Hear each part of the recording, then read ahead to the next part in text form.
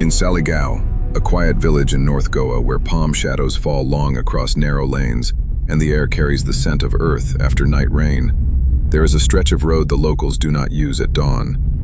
Not out of superstition alone, but out of memory. A memory passed through generations, wrapped in warnings spoken softly, especially to children returning from early chores. The place is called Igorchem Bandh, a bund-road flanked by fields and thickets. A place that looks harmless under the sun yet becomes something else entirely in the hours before morning light.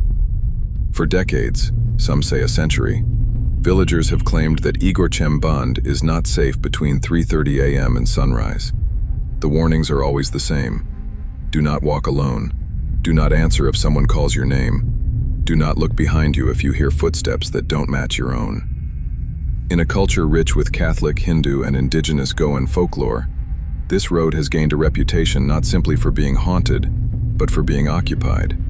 Occupied by something that prefers the company of the living a little too closely. Stories describe restless spirits drifting along the bund during the early morning hours.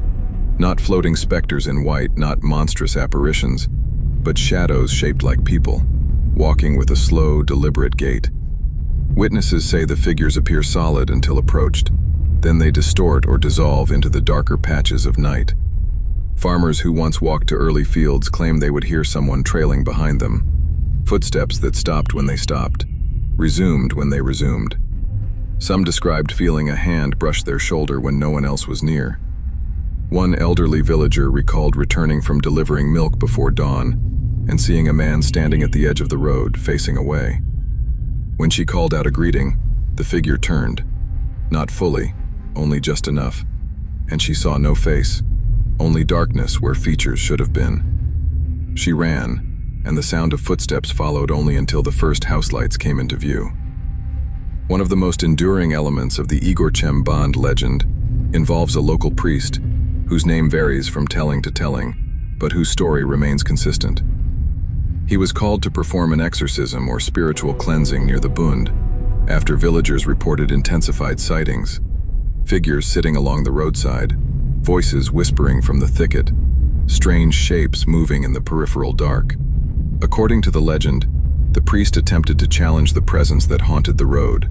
He prayed, he sprinkled holy water, he held a crucifix aloft. Witnesses say he collapsed suddenly without warning. He lived, but lost his voice permanently. Some locals believe he saw something that silenced him. Others believe the ritual backfired against a force older than faith. Skeptics say it was an unrelated medical event.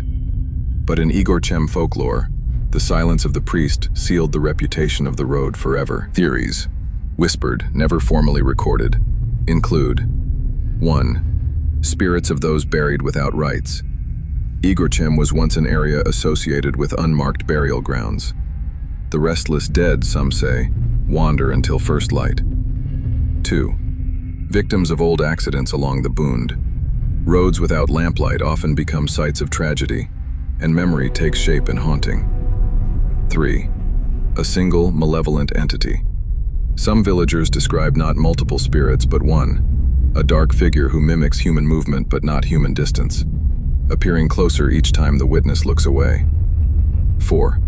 Mass suggestion and dim light illusion. Others attribute it to early morning shadows, the rustle of coconut fronds, and the human instinct to populate darkness with forms. Yet even the skeptics avoid the road before dawn. Rational or not, no one wishes to test what generations have warned against.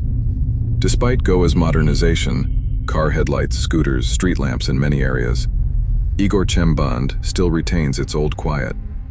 Many residents of Saligao continue to avoid the road at early hours.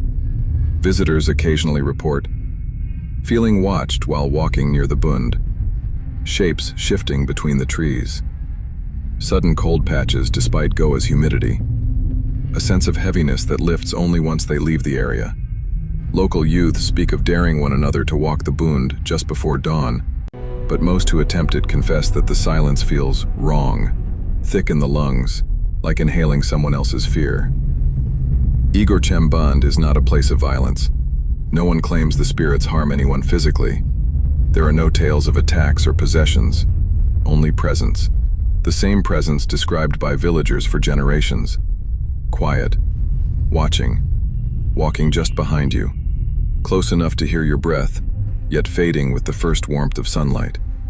In a land where night travel historically meant navigating fields, forests, and unlit pathways, these stories served a purpose. They kept people safe, urging them away from dangerous terrain before sunrise, when wildlife and wandering spirits were both believed to stir. Whether the apparition is real, symbolic, or a cautionary echo of older times, the effect endures.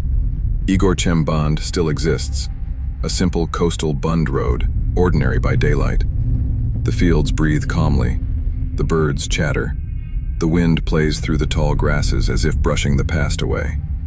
But if you ask the locals whether they walk it at dawn, they will answer with a soft shake of the head.